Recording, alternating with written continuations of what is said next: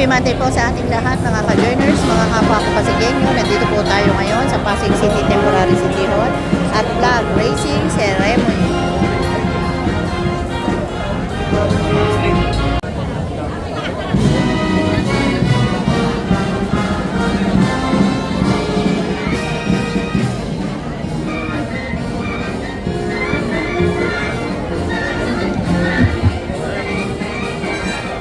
Pinapaalam po ang pagdating ng ating punong lungsod, kagalang-galang Mayor Vico Soto at ang mga bumubuo ng 12 sangguniang panglusod sa pangunguna ng ating Vice Mayor, Vice Dodot Jaworski Jr.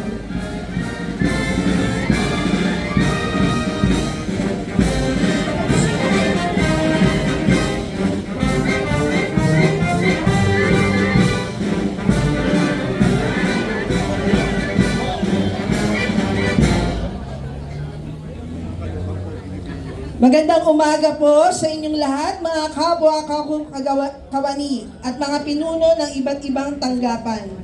Bilang panimula ng ating maikling palatuntunan, atin pong ituon ang ating sarili sa dakilang lumikha para sa pag-aalay ng panalangin sa pamumunuan ni Miss Jamie Fernandez mula sa Environmental Sanitation Section. Feel the presence of the Lord. In the name of the Father, the Son, the Holy Spirit. Amen. Heavenly Father, we thank you for this new day. We are grateful for all the blessings, guidance, and strength you continuously provide us. As we begin this week, grant us wisdom, integrity, and dedication in carrying out our duties and responsibilities for community from harm. Guide us in all that you do, and may our work bring honor to you and benefit to our fellow citizens. All this we ask in your holy name. Amen. In the name of the Father, the Son, and the Holy Spirit. Amen. Maraming salamat po. Hinihiling naming humarap po tayo sa ating watawat ng Pilipinas at ilagay natin ang ating kanang kamay sa kaliwang dibdib at awitin natin ng buong dangal ang lupang hinirang sa saliw ng musika ng Pasig City Symphonic Band.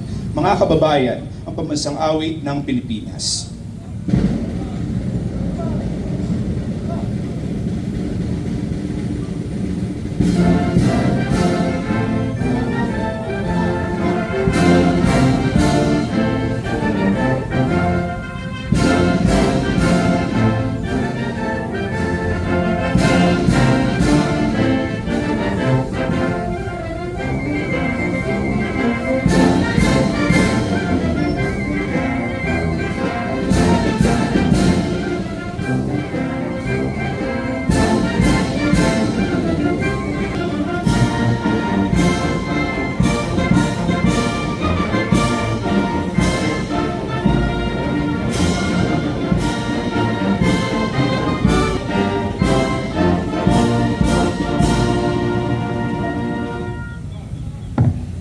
Watawat ng Pilipinas na pangungunahan ni Miss Racine Victorino mula sa Environmental Sanitation Section.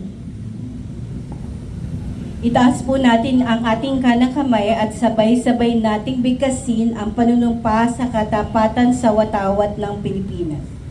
Ako ay Pilipino, buong katapatang nanunumpa sa watawat ng Pilipinas at sa bansang kanyang sinasagisag na may dangal, katarungan at kalayaan na ipinakikilos ng sambayan ng makadiyos at makabansa. Humarap po tayo sa bandila ng lungsod ng Pasig. Sa pagkakataon naman pong ito, awitin natin ng buong sigla ang Marcha ng Pasig sa saliw ng tugtugin ng Pasig City Symphonic Band.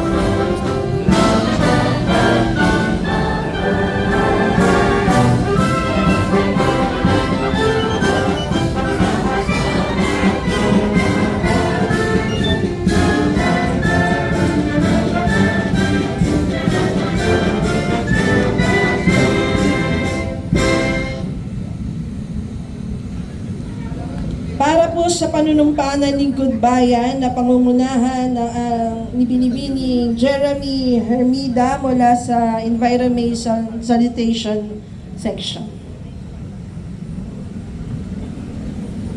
Itaas po natin ang ating kanang kamay at sumunod po sa akin. Panunumpa ng Lingkod Bayan.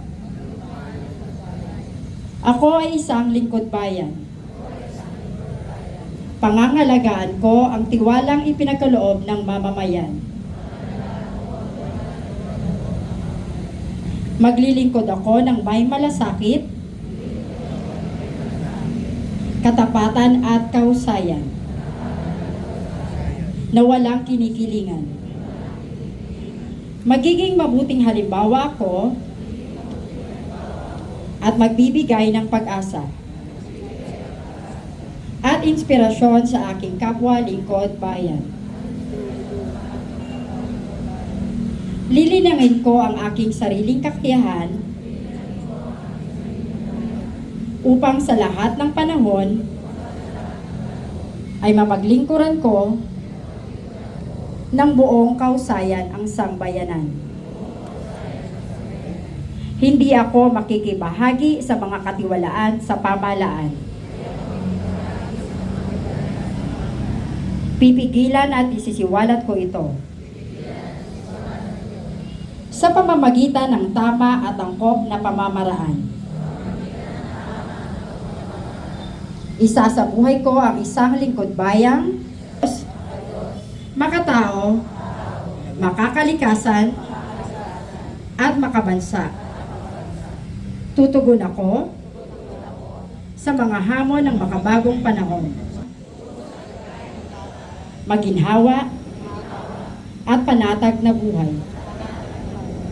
Sa mga tungkulin at hangaring ito, kasihan nawa ako ng may kapal.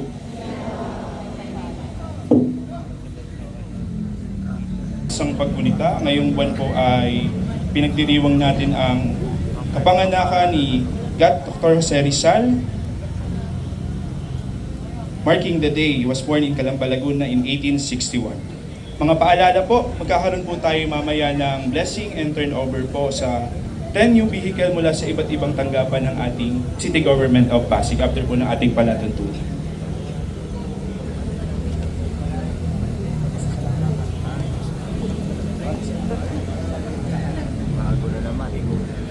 Maraming salamat po sa mga departamento at tanggapan na nanguna sa maikling programa sa umagang ito.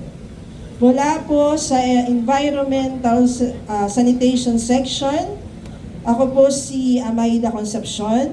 Maraming salamat din po mula sa Pasig City Symphonic Band at Cultural Affairs and Tourism Office. Ako naman po si Robin Michael Dimotulak mula po sa City Health Department Environmental Sanitation Section. Kami ang mga naging guro sa palatuntunan ngayong umaga. Maraming salamat po. Salamat po. Sa pagkakataon pong ito, pakinggan po natin ang mensahe ng ating punong lungsod ng Pasig. Mga kasama, palakpakan po natin, Mayor Vico Soto. Maraming salamat. Good morning sa ating lahat. Vice Mayor Dodot, Sangguniang Panlungsod, mga kawani ng ating nasyonal at lokal na pamahalaan, sa ating pong lahat. Lalo na sa ating host ngayong umaga ng ating Environmental Sanitation. Ano ba talaga pangalan nyo? Sabi dito sa program, department. Sabi dun sa sign, office. Hinasabi nyo sa akin ngayon, section. Medyo nalilito kami ha. Iba-iba. Hindi, pero section talaga kayo. Yun yung pinakatama. Ano? Siguro nalilito lang tayo sa iba't ibang pangalan. O pwede na rin division kasi yung City Health ay department na eh. Diba? Dati City Health Office kasi ngayon City Health Department. Anyway, itong sanitation section natin, pag nagre-report, isa sa pinakamasaya mag-report ng ating sanitation. Ano? Doon mo makikita ang lahat-lahat at pagka talagang pinakinggan, pinanood mo yung report nila, parang ayaw mo na kumain sa labas. Ano? Pero importante, ginagawa nila ang trabaho nila, nag-iikot sa iba't ibang food establishments, Hindi lang naman food establishments, pero syempre yan yung nangingibabaw. Syempre pinagtutuunan ng extra na pansin kapag merong mga reklamo sa atin. Kaya yung mga reklamo na yan, yan ang pinapakita nila sa atin yung quarter at masaya naman. Makikita mo lahat ng mga, wag na natin banggitin dahil maraming nanonood. Pero ang importante, na-actionan yung mga reklamo, yung mga feedback ng mga iba't ibang kliyente, iba't ibang mga pasigenyo. Kahit hindi pasigenyo, magreklamo sa atin. Nakakailang complaint tayo sa isang buwan. Medyo marami din, Medyo marami din. Pero importante na actionan. Nung weekend, nandito po si Colonel De Dios kasama ng tropa ng Peace and Order Department, nandiyan ng Bantay Pasig. Nagpa-operate tayo sa Manggahan Floodway, binaybay nila ang floodway. May isa sa mga challenge area. Hindi yung mga kabahayan, kundi yung mga gilid-gilid, pati dun sa mga drainage, di ba? Minsan may mga tao dun na nagiging problema natin. So ang pinaka-problema talaga dahil sa mga boundary areas, lumalabas nang gagaling sa hindi bababa sa 4 na LGU, yung mga taong nakita na natagpuan natin dun. Pero importante, consistent lang tayo. Alam kong mahirap at siguro kulang din tayo sa tao, pero kailangan maging consistent lang tayo pati dun sa clearing, di ba? Isang truck yata, mahigit sa isang truck, yung 2 truck, yung na-clear nila, na kung ano-ano.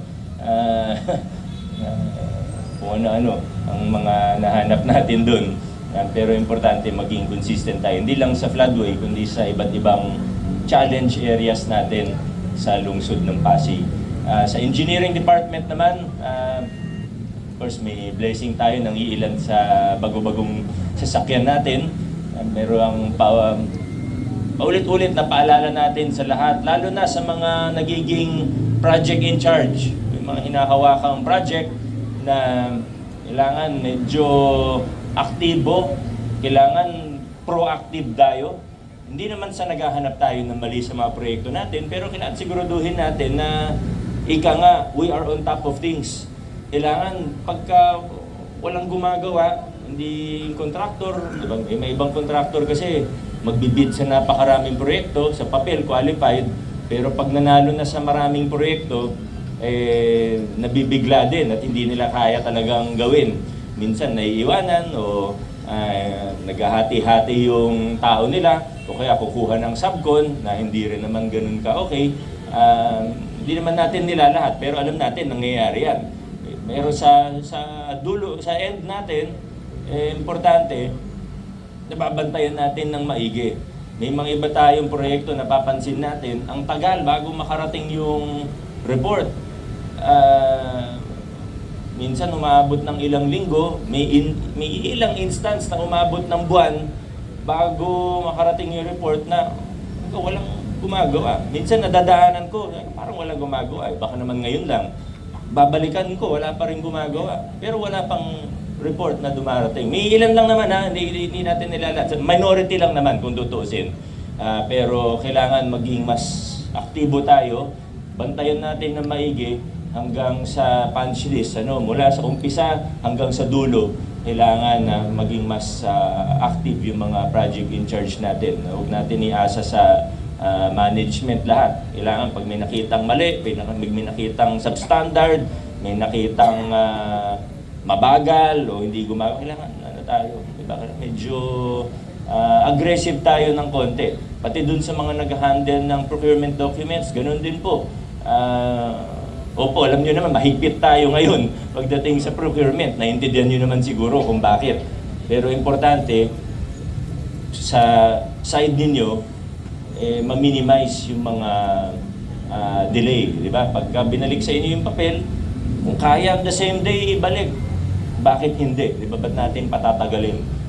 Pero overall, nakikita naman natin yung magandang improvement din, lalo na sa communication mula sa iba't ibang division at sa ibang opisina o departamento din. So, keep up the good work sa ating engineering department at yung pinakamalalaki siguro masasabi natin na umaayos, bumibilis, gumaganda din ang trabaho natin, lalo na dun sa mga flagship projects natin.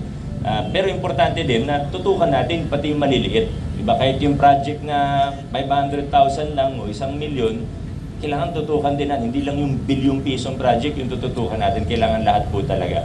Pero muli po, yung dun sa mga malalaki, yung mga flagship project natin, gaya na lang ng New City Hall, kita nyo naman kung gaano kaganda yung progreso. At maya-maya magta-topping off na nga tayo. Napakabilis po no, ng pagkakagawa. At pati rin yung mga ibang other malalaking proyekto, iba yung ginagawa natin ngayon, ini-invite natin pati yung mga CSO representatives. Ginagawa natin yan, huwag nyo sila tingnan bilang bantay ninyo o maghahanap ng mali, kundi sila po ay kabalikat natin, partner natin para mabantayan. Isipin nyo natin na force multiplier natin sila. Independent sila, oo, pero force multiplier natin sila para sa monitoring ng magagandang proyekto natin. Yun lamang po, maraming salamat at para sa kalaman ng lahat, wala po ako sa Miyerkules. Meron lang po akong aasikasuhin. Baka hanapin niyo po ako sa Miyerkules. Wala po ako. Absent po ako ng 1 araw lamang.